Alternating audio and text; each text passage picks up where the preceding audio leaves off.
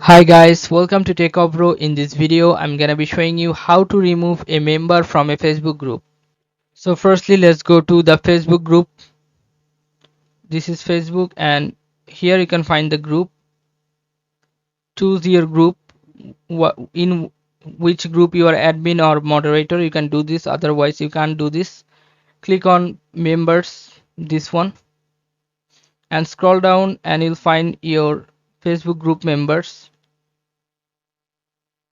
You have to just three dot icon beside the member. Click on this. Sorry, three dot icon, and you'll find here ban from group. Click on ban from group.